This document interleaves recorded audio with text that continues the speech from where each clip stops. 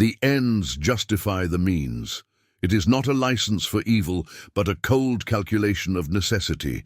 This phrase has been used to justify unspeakable acts. It is seen as the creed of the tyrant, the excuse of the corrupt.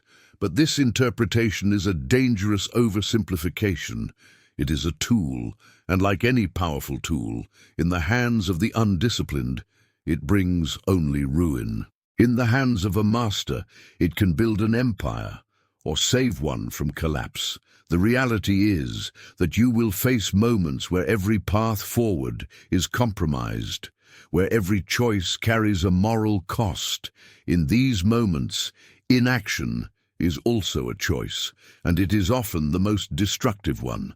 To navigate these impossible situations, you cannot rely on simple platitudes. You require a more rigorous, more demanding framework. A framework for when a necessary evil is, in fact, necessary. Let us examine the first scenario. As a manager, you discover that due to budget cuts, you must lay off one person to save the rest of the team's jobs. The alternative is the dissolution of the entire department.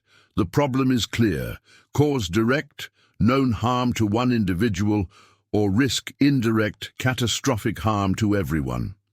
The principle is this: the act must be a true necessity, not a preference masked as a necessity. It must be the only viable path to preserving the whole. This is not about choosing the easiest person to fire or the one you personally dislike. It is a surgical procedure, unpleasant, but required to save the life of the patient, which in this case is the team. Machiavelli understood this. He distinguished between cruelty well used and cruelty abused. Well-used cruelties, he argued, are those done at a stroke, out of the necessity to secure oneself, and then are not persisted in, but are converted to the greatest possible utility for the subjects. The layoff is a single, decisive act. It is done to secure the future of the group. A leader who agonizes, delays, and allows the entire department to collapse out of an unwillingness to make one hard decision is not virtuous. They are weak, and their weakness creates more suffering than the decisive act ever would have. The takeaway is this: the justification for a harmful act rests almost entirely on its necessity. If there is another way, a better way, it must be taken. But if there is not, the failure to act is the greater moral failing. Now consider a more personal dilemma.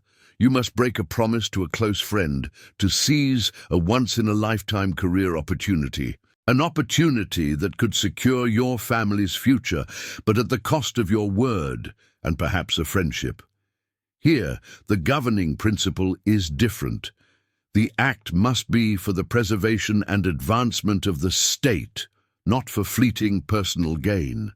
Your state can be your family, your business, your long-term life's work. You must ask, is this act a strategic necessity for the stability and prosperity of that larger entity?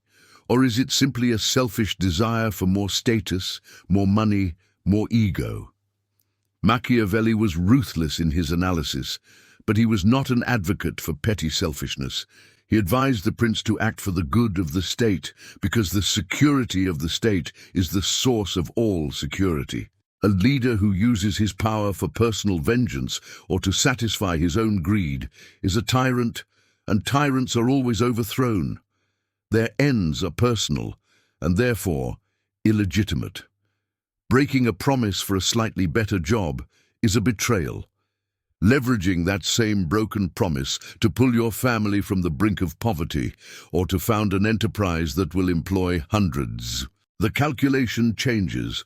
The end has shifted from the personal to the structural. The takeaway is that motive is paramount. The goal must be larger than your own ego. It must be about building, securing, or preserving something of lasting value. If the end is merely your own vanity, no means are justified. These distinctions are subtle, yet critical. If you find value in this level of analysis, a simple click on the like button lets me know we should explore more of these difficult subjects. Finally, let us address the question of deception. You are leading a startup on the verge of bankruptcy. You have a chance to secure a round of funding that will save the company, but to do so, you must exaggerate your current progress and potential to the investors. The principle here is that the means must not generate hatred or contempt. You can be feared, you can even, for a time, be disliked. But you cannot be hated. Hatred is an active, corrosive force that guarantees eventual ruin. Machiavelli was clear on this. He famously stated that it is safer to be feared than loved, but he immediately clarified that a prince must, above all else, avoid being hated or held in contempt. He warns against seizing the property or the women of his subjects, not because it is immoral in a vacuum, but because it breeds a specific, fatal kind of hatred that cannot be managed. In our scenario, a slight exaggeration of projections might be a calculated risk, a pious fraud, to achieve a greater good, the survival of the company and the jobs it provides. However, a blatant, easily discoverable lie crosses a line. When that lie is uncovered, it does not create fear, it creates contempt. It destroys all trust. The investors will not only pull their funding, they will destroy your reputation.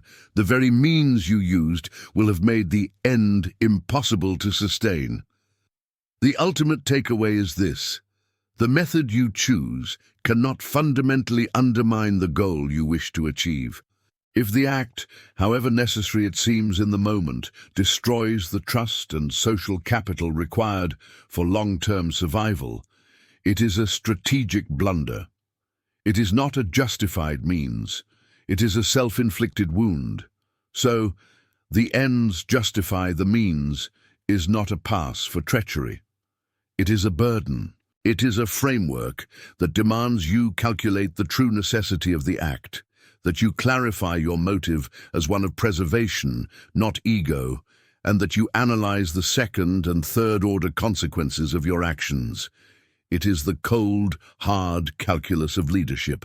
Not everyone is suited for it, but for those who are, it is the only way to navigate the darkness and build something that lasts. Have you ever had to make a choice where every option was wrong? What did you do? Leave your thoughts in the comments below. If these are the conversations you wish to have, subscribe. Join us. On your screen now are other discussions on strategy and power. Continue your education.